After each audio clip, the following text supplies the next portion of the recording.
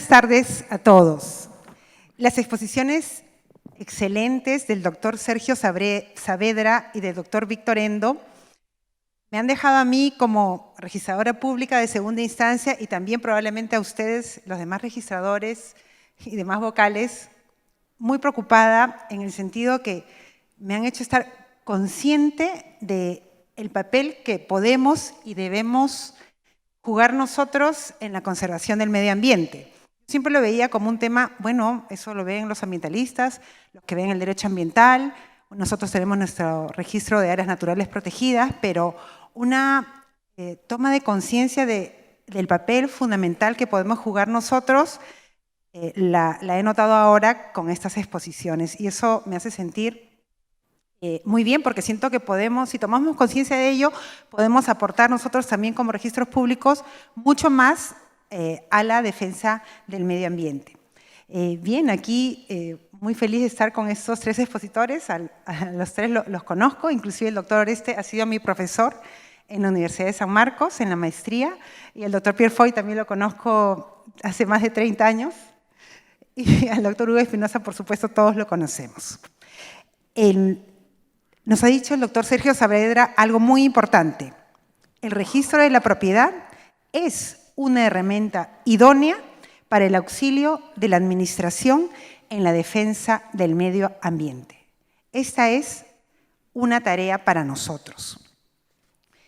¿Qué viene haciendo el registro? Pues eso no demoraríamos mucho en analizarlo. Solo les quiero dar algunas cifras. Algo estamos haciendo, porque me comuniqué con el CERNAMP, con el Servicio de Áreas Naturales Protegidas, y bueno, el funcionario con quien me comuniqué me dijo algo bueno. De 76 áreas naturales protegidas de ámbito nacional, ya se han inscrito 61. Creo que eso es algo muy bueno, solo faltan por registrar 15. Implica que los registradores hemos puesto también el hombro en el logro de este propósito. En cuanto a las reservas de ámbito regional, allí sí falta más porque solo se han inscrito 5, faltando inscribir 16.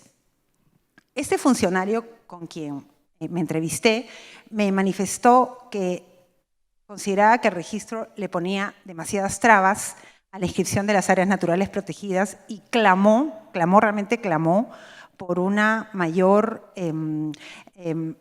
conexión con ellos para que podamos nosotros facilitarles, bueno, a pesar de que los números son muy favorables, él manifestó que realmente cada inscripción le había costado sangre, sudor y lágrimas y que clamaba pues por una mayor conexión entre nosotros, coordinación entre ambas instituciones y en especial por el tema del catastro.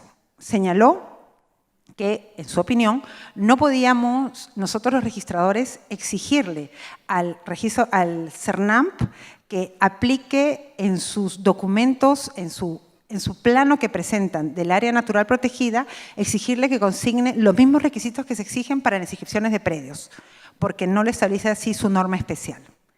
Queda como un tema pendiente, le dije que lo íbamos a conversar, íbamos a coordinar cómo se va a ver ese tema, pero queda como un tema pendiente para que lo debatamos al interior de la institución registral. Bien, ahora le damos la palabra a Pierre Foy. Bien, muchas gracias por la invitación. Estuvimos ya en Ayacucho en las jornadas preparatorias. Aún así me siento un poquito infiltrado porque vengo de los predios, ¿no?, del derecho ambiental. Cuando hace ya un buen tiempo desarrollábamos unos trabajos denominados En Busca del Derecho Ambiental, estoy hablando del año 97, pues esa búsqueda no cesa, ¿no? Y ahora estoy un poco en la búsqueda del derecho registrado ambiental. Y esto lo digo porque identifico, después de haber estado revisando, ¿no?, las ponencias y, en fin, una serie de literaturas al respecto, identifico que hay todo un escenario muy amplio, ¿no?, cada vez más creciente, que articula estas dos disciplinas, estos dos enfoques, ¿no?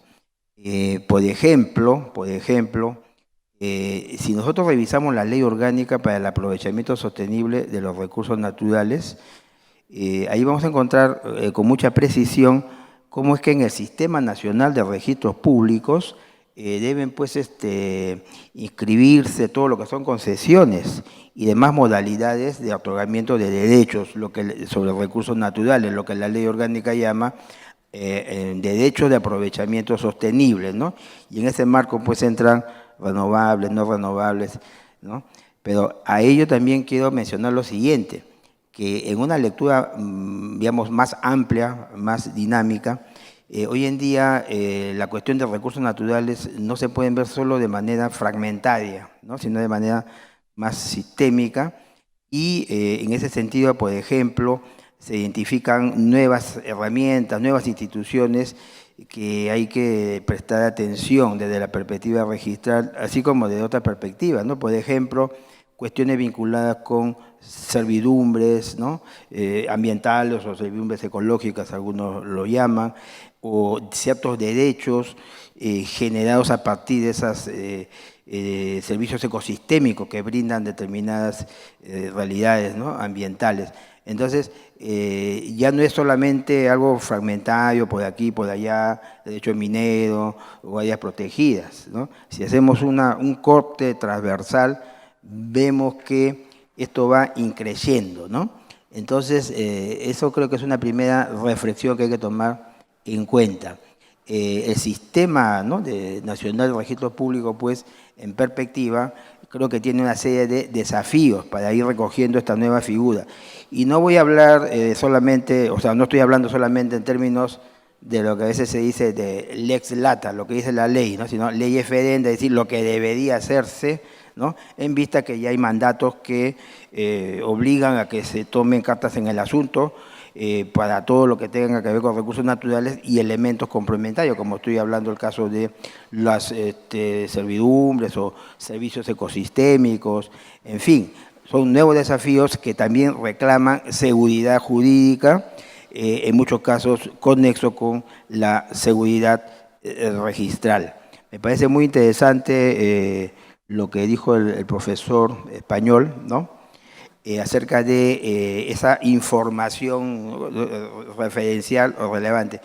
En un documento que estoy ahí todavía embrionando, y le doy mucha atención al rol que tienen los registros sectoriales en materia ambiental o de recursos naturales, por una variedad, ¿no?, en estos asuntos, ¿no?, y cómo esto puede servir de alimentación a efectos que se tenga más seguridad jurídica y mayores capacidades, ¿no?, de decisión, inclusive cuando un titular quiere disponer de un bien registrado o quiere, por ejemplo, tomar alguna decisión comercial, ¿no?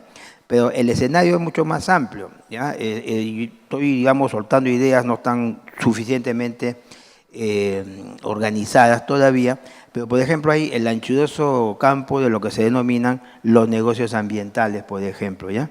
Entonces, en ese escenario también se desprenden una serie de desafíos que conectan con la cuestión, en el fondo, de carácter registral también. Creo que seguridad, ¿no?, seguridad jurídica, seguridad de la propiedad y seguridad ambiental son elementos que se intersectan, ¿no?, que se intersectan y dan recíprocas seguridades para las pretensiones de cada caso, ¿no? Me parece, de repente estoy cometiendo ahí una cosa un poco, me estoy aventurando, ¿no?, a valorar, pero tengo la impresión, si bien es cierto, estábamos conversando que ya de un cierto tiempo se vienen dando estas aproximaciones, ¿no?, registrar con asuntos ambientales. Mi impresión es que estas aproximaciones son, claro, son sucesivas aproximaciones, ¿no?, progresivas, pero son todavía fragmentarias, o sea, puntuales, frente a lo que he mencionado como perspectiva y posibilidad y despliegue de nuevos desafíos que hay, ¿no? Entonces, me da la impresión, y no quiero academizar, porque también hay que ser pragmático, pero no quiero academizar, pero me da la impresión que falta una especie de enfoque más conceptual, más integral, ¿no?, que articule todos los alcances posibles de la temática ambiental, recursos naturales y los aspectos registrales. Ahí creo que lo que he encontrado son elementos, repito, un poco fragmentarios, muy bien desarrollados en el núcleo, en el nicho temático respectivo, pero creo que hay que me imagino que esto es no es una tarea pues individual, ¿no? Pero hay que ir, dar un salto más para construir una lectura, un enfoque mucho más orgánico de las múltiples aristas, de las múltiples relaciones entre estos dos aspectos, ¿no? que estamos hablando, lo ambiental y lo registral, ¿no? No sé si hasta ahí para darle pase, ¿no? Porque ya me está sacando ahí la tijerita. Ya, perdón. Sí, bien, ahora Hugo Espinosa. Buenas tardes con todos. A ver, voy a empezar hablando un poco de probablemente la parte final de la exposición del doctor Sergio Saavedra, que me llamó bastante la atención, el tema del efecto ante terceros, ante particulares de la publicidad, lo que llamó publicidad noticia, ¿verdad? Y además de lo que llamó información asociada. Me llamó bastante la atención por un aspecto. Entiendo que también en España ha tenido que pasarse por cierta etapa de interiorización de la importancia de todos estos elementos para luego empezar a regularlo, a consignarlo en normas.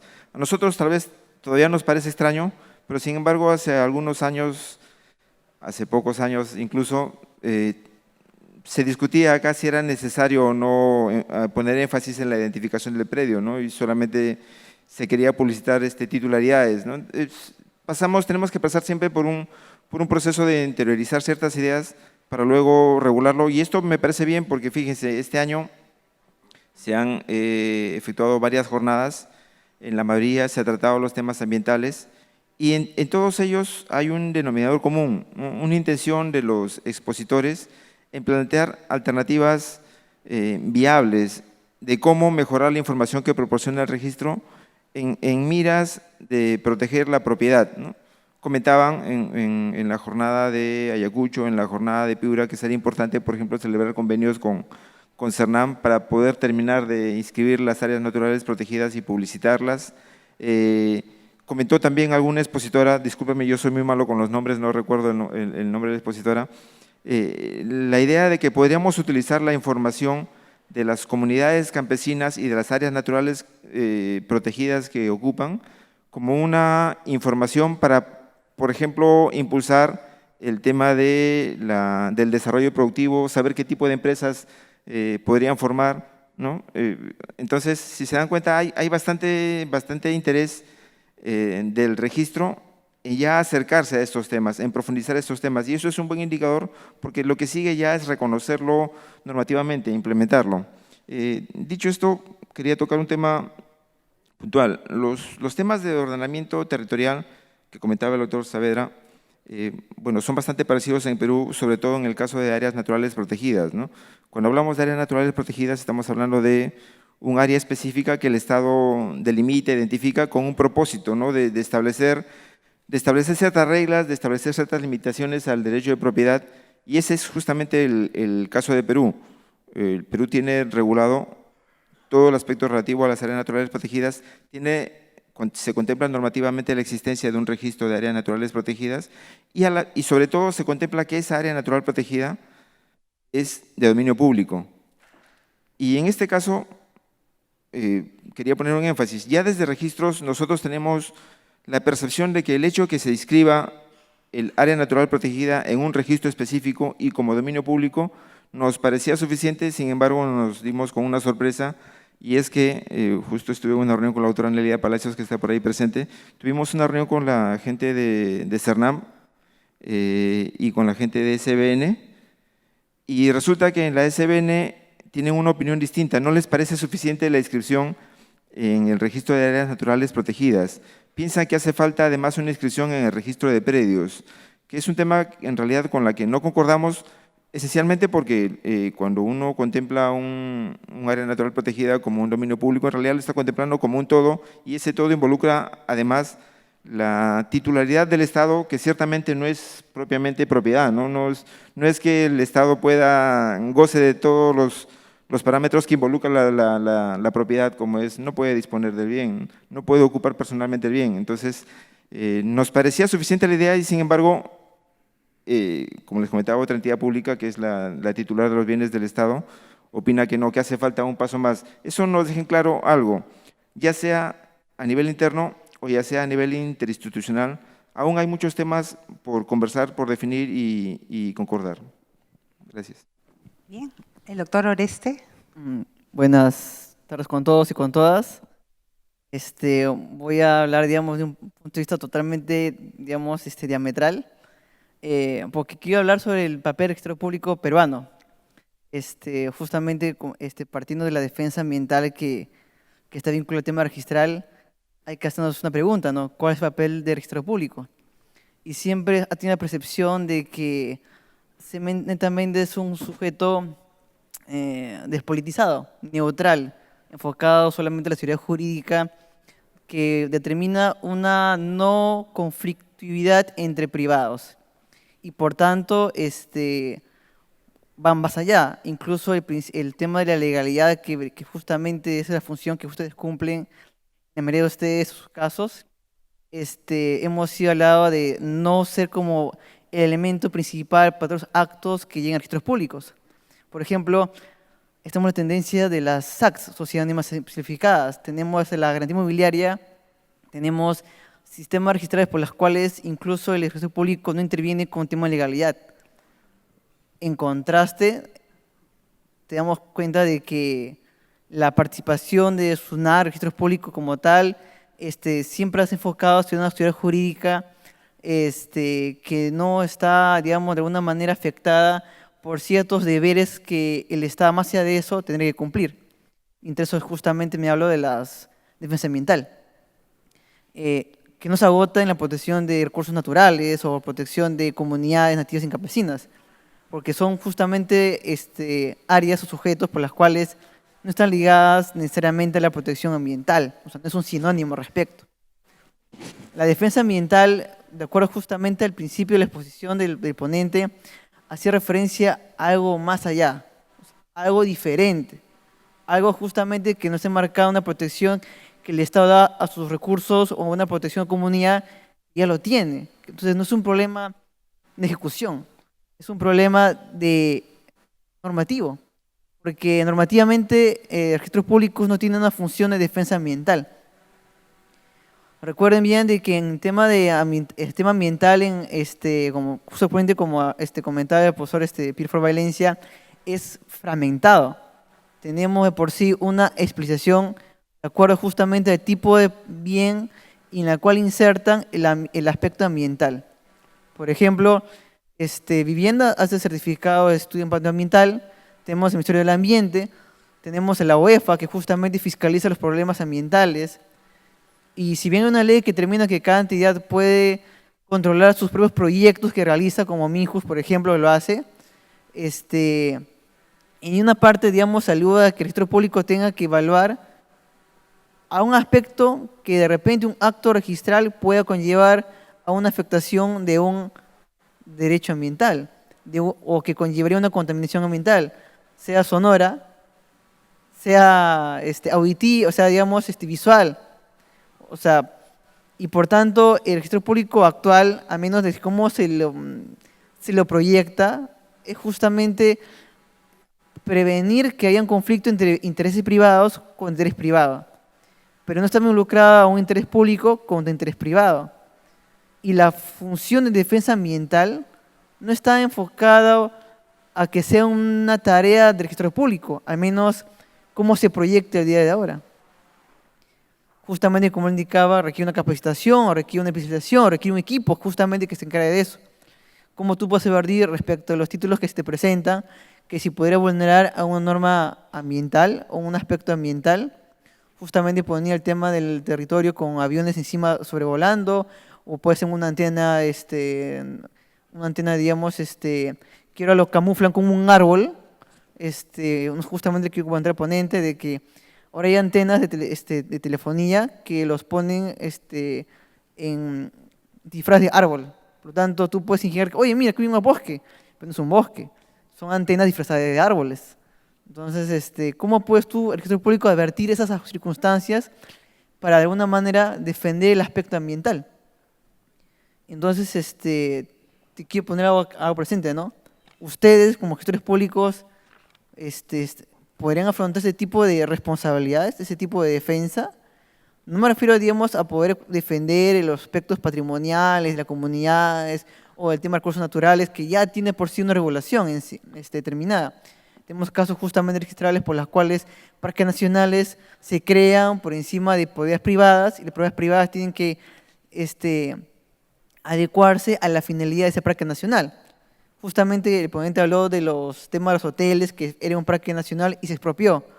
Aquí, por ejemplo, se hizo un parque nacional en Paracas y la persona se permitió de que los bienes que tenía como un hotel estuviera ahí y todavía funcionara.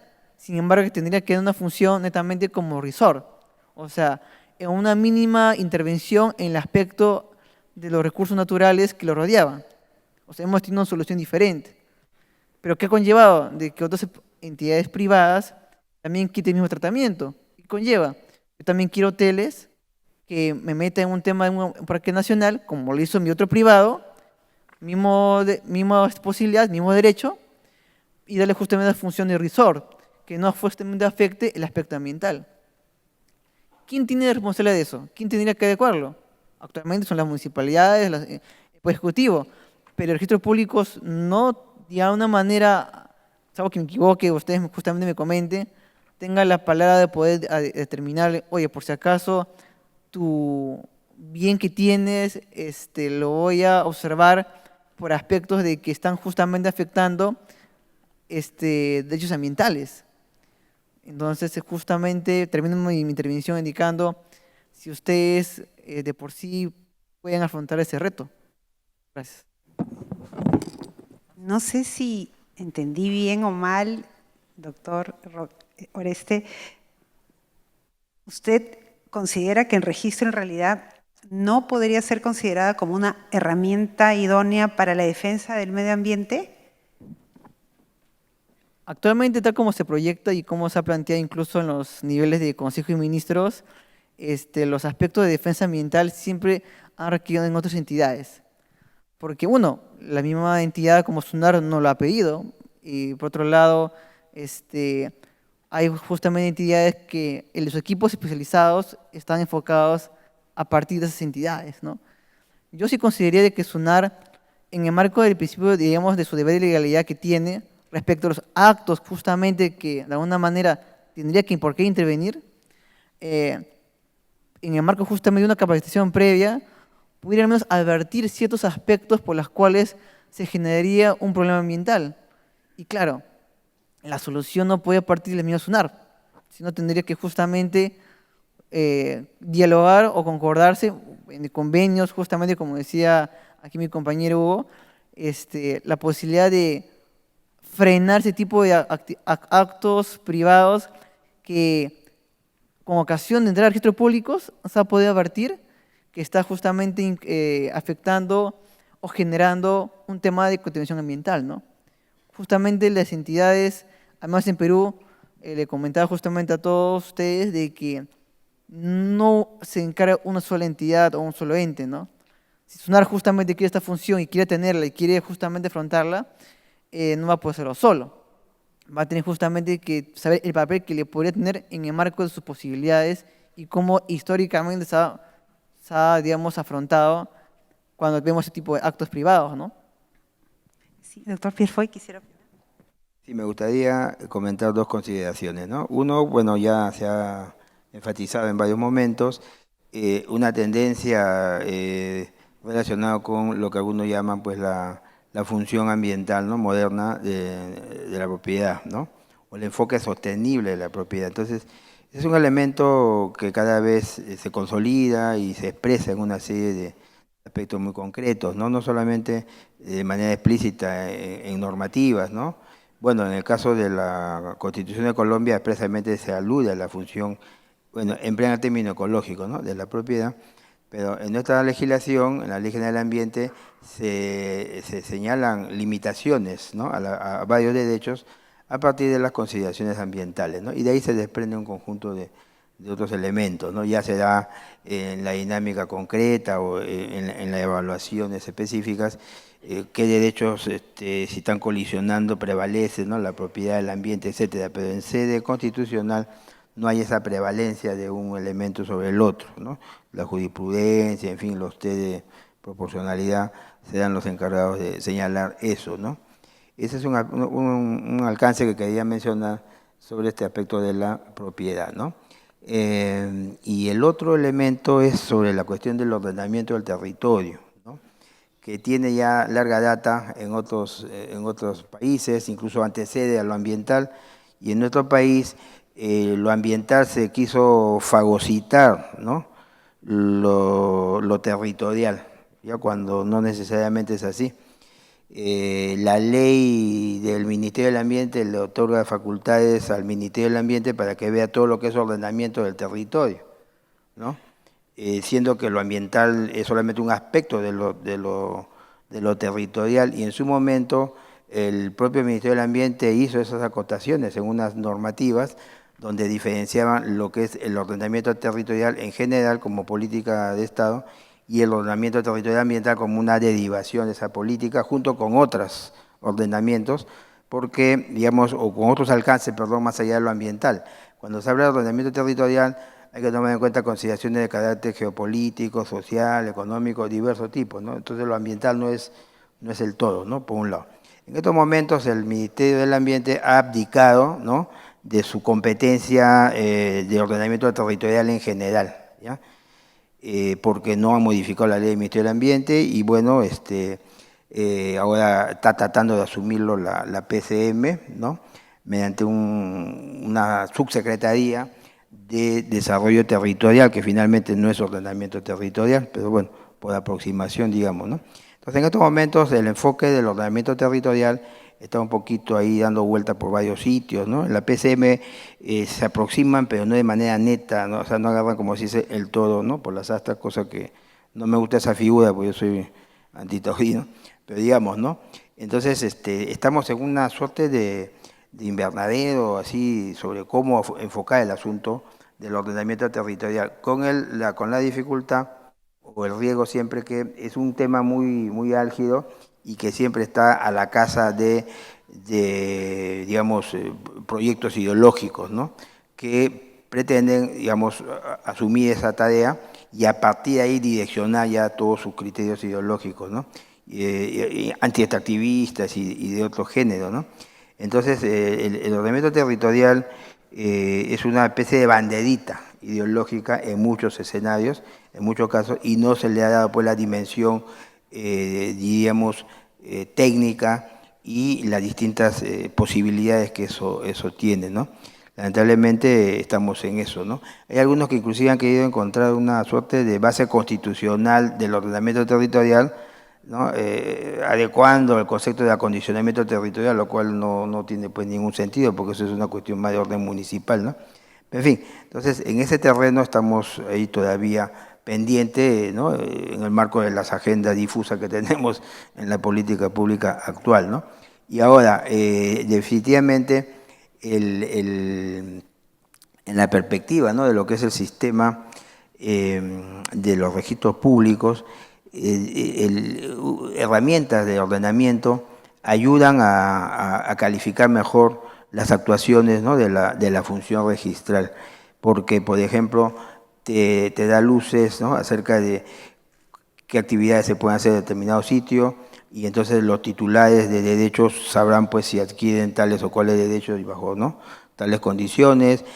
Por eso se decía que el ordenamiento territorial dentro del contexto ambiental, digamos, ¿no?, que he dicho que no es el correcto, pero bueno, así está en la norma, dentro de la política nacional del ambiente, ordenamiento del territorio aparece como un lineamiento del eje referido a recursos naturales, ¿ya? Pero repito, ordenamiento territorial es más que lo ambiental, es más que los recursos naturales. Algunos consideran que el ordenamiento territorial inclusive debería ser un criterio más vinculado al eje de la política nacional del ambiente, al eje de la gobernanza. ¿Por qué? Porque te permite tomar decisiones con mayor precisión, con mayor claridad y cálculo, y da más seguridad en el mercado, ¿no? Sí, creo que después ya no hay otra ronda, ¿sí? Ya. Antes que se acabe el tiempo, quería también, en cuanto a la segunda exposición, a la del doctor Víctor Endo, dijo él algo, hizo un planteamiento, nos hizo un reto, nos dijo, si el registro no tiene la capacidad de verificar áreas y linderos, no debe publicitarlas. O en todo caso, publicitarlas, pero decirnos que esa información es mala, regular o buena. ¿Qué opina de eso, doctor Espinosa? Bien, sí, claro, hizo mención el doctor Endo respecto a eso, vinculándolo a la ley 30.230, ¿no es cierto?, a la prevalencia de la información. A ver, primero tengamos claro que la información que publicita el registro es la información que el interesado ingresa al registro, la información que accede al registro. La deficiencia de la información no es porque el registro haya procesado mal la información, es porque la información ingresó así. El problema está fundamentalmente en aquellos predios que ingresaron sin información gráfica, ¿no?, o con información gráfica muy relativa, muy deficiente, ¿no?, muy genérica. ¿Qué hacer con esa información de la realidad física del predio, de la información física? Cuando Registros Públicos proporciona, por ejemplo, búsquedas catastrales, cuando se efectúan informes técnicos del área de catastro para los procedimientos de duplicidad de partidas, el área técnica o el área de catastro siempre puntualiza el detalle de qué tan segura, qué tan suficiente es la información de la base gráfica de los correspondientes títulos archivados. Siempre hace mención, ¿hay base gráfica? ¿No hay base gráfica? El mapa que está incorporado en el título archivado tiene suficientes elementos como para identificar el predio o no, lo hace. Entonces, cuando uno solicita publicidad, la búsqueda catastral, sí va a obtener esa información. Ahora, si la pregunta es, ¿qué pasa cuando alguien solicita una copia literal de la partida, cuando uno solicita un certificado de gravamen? La información que se publicita es esencialmente lo que está en el asiento, lo que está en la partida registral, por ende en el asiento.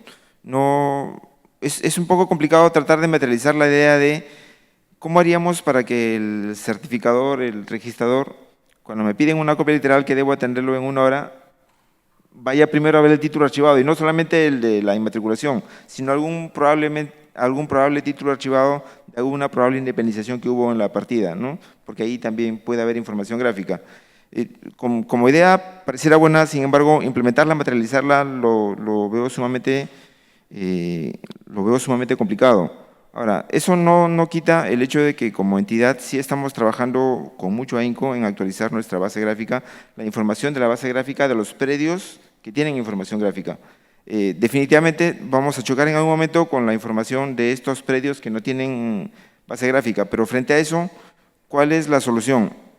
Obligar a los titulares registrales a efectuar nuevas inscripciones, pero eso involucra sobrecostos, ¿verdad? O sea, porque en principio podría salir una norma que diga, ok, todas las partidas de los predios que ingresaron al registro antes del 2003, que es cuando salió el reglamento de registro de predios, tiene que inscribir algún acto que les permita actualizar su información gráfica. Pero eso tiene un costo, ¿verdad? O sea, ¿cómo lo materializamos? Me parece muy buena idea la del doctor para discutirlo, para asumirlo en las regulaciones que tengamos que hacer, en las actuaciones que hay que hacer en adelante. Pero sí, de primera mano, cuando me lo comentan, no lo veo una manera de implementarlo directamente, ¿no? Sí, doctor Roca, ¿quisiera añadir algo? Justamente en los aspectos del problema registrales que acabas de hablar, y también el ponente segundo, hacían alusión al catastro urbano nacional y justamente cómo entra en conflicto de alguna manera con el catastro urbano local, ¿no?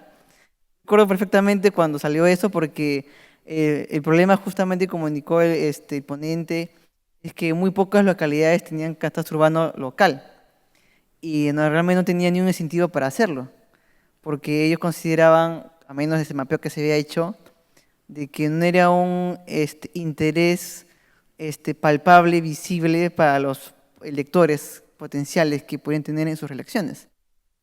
Por tanto, el catastro urbano local no tenía un incentivo para poder realizarse porque, a fin de cuentas, un catastro no efectuado podría conllevar a mayor posibilidades de poder otorgar títulos de saneamiento físico-legal en lugares que son, por ejemplo, de riesgo no mitigable. Y, hemos tenido casos, por ejemplo, sobre temas de Río Rímac, los temas de las laderas, de los cerros, lo que fuera. Entonces se hizo una oportunidad de sacar una normativa, o sea, bueno, se usó el decreto legislativo de la delegación pasada, por las cuales hagamos que COFOPRI emita un catastro urbano nacional. Y la medida que se presentó fue justamente de que si las municipalidades no lo pueden hacer, entonces que lo haga el COFOPRI. Y COFOPRI justamente le ordene a las municipalidades poder darle información para que levante catastro. Evidentemente eso entra en conflicto ¿con qué? Con la Ley Orgánica de Municipalidades, que establece el catastro urbano local, lo hacen las mismas municipalidades y por ende no es competencia del Poder Ejecutivo. Entonces hay un problema ahí. Segunda solución, de alguna manera necesaria, que era, ok, no lo vamos a obligar, pero tenemos un catastro urbano nacional que requiere información, que tiene que ser alimentada por la información que tuvieron las municipalidades. Por ende, en el marco de eso se determinó de que esa obligación legal pudiera existir y las municipalidades dieran esa información. COFOPRI alimenta ese catastro urbano nacional, lo alimenta y también genera pautas por las cuales podría advertirse catastros urbanos locales. Entonces, y se le proponía a las municipalidades, por si acaso, ojo, tengo acá este producto, basado en la información que me has dado, si tú quieres, lo incorporas como parte de tu catastro urbano local, tómalo como tuyo, o si no, no quieres, ¿no? Al fin y al cabo no te puedo obligar porque no es un tema de mi competencia. Simplemente es información que sale resultado de una función mucho más grande como política pública nacional. Entonces las municipalidades, al menos se partía de la lógica de que iban a aceptar ese catastro urbano local generado de alguna manera fáctica por el COFOPRI, ya que todo estaba bien armado. O sea, ellos no tienen que hacer nada, simplemente decirle ya. Así que la lógica de ese tipo de normativa era de que bajo el catastro urbano lo nacional se pudiera hacer casi completar un catastro urbano local y por ende las municipalidades, al ver que estuviera el producto ya casi muy avanzado, lo tomaron como suyo. Y claro, como competencia orgánica, aparte de ahí, digamos, comenzaran a actualizar o generar su propio catastro urbano local, ¿no? Con la expertise y de alguna manera la técnica por la cual el ente ejecutivo, que tiene mayor expertise, lo puede realizar. Que eso funcione o no funcione, vamos a ver, digamos, si es que realmente esa manera de solucionarlo es la que corresponde, o es la que, digamos, puede servir. Y sí, o sea, yo justamente cuando tengo personas que tienen problemas registrales, sus problemas no son, digamos, duplicidad de partidas, o un tema de inmatriculación, o un tema de recursos naturales. Su problema es de que en registros públicos aparece predio rural o zona rural y aparece incluso eriazo y aparece fundo pando, fundo camote y ellos dicen, oye, pero doctor, mira, es una ciudad completa. Prácticamente aparece en la zona que está el fundo, San Borja prácticamente. Y dicen, ¿qué fundo hay aquí? ¿Qué hacienda? ¿Qué eriazo? ¿Qué rural?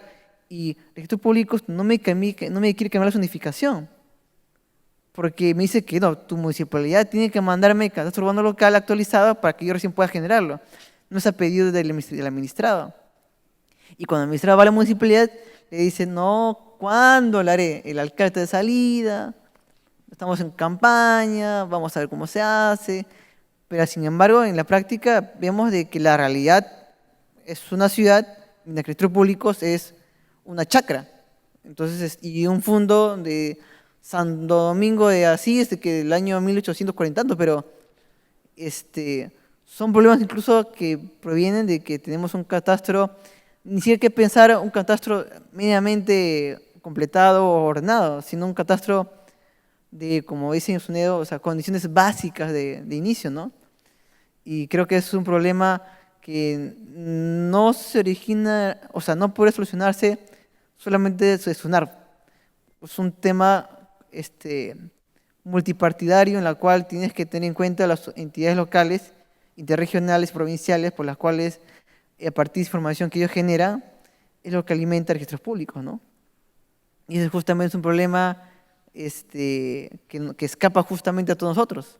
Es un esquema de diferentes niveles de gobierno que conlleva que elijas buenas autoridades, que no te en el Congreso, que tengas justamente autoridades por las cuales se preocupen por el catastro urbano local y por ende implica que la SUNAR, al menos desde mi perspectiva, pueda justamente mediante convenios coadyuvar a que esas autoridades sean capacitadas. Pero claro, como dice justamente el ponente, cuando te has especializado, ya es una paloma que al nacer, ¿qué quiere hacer? Volar y se va de la municipalidad. Y se va a otra municipalidad o se va a otro privado. Pero yo creo que ahí el tema de la capacitación no necesariamente tiene que regirse a solo la autoridad que podría generar ese tipo de catastro en la municipalidad. Yo creo que todo tendría que venir de aquí, de la universidad, ¿no? Capacitaciones incluso desde el punto de vista que complemente el estudio registral, ¿no? Punto de partida para que a mayores posibilidades que la gente pueda entender, incentivarse ese tipo de actividades y funciones, la municipalidad no tenga problemas en poder sustituir al personal que sabemos muy bien que quiere mejoras y no puedes retenerle en tu propio local, ¿no? Todo justamente viene de poder capacitarlos desde la universidad y justamente con un grupo de capacitaciones registrales anualmente. O sea, y es un tema más que todo de diseño de política que SUNAR puede hacer más que un tema normativo, ¿no? ¿Cómo estamos de tiempo? Vencido, doctora. Bien, muchas gracias.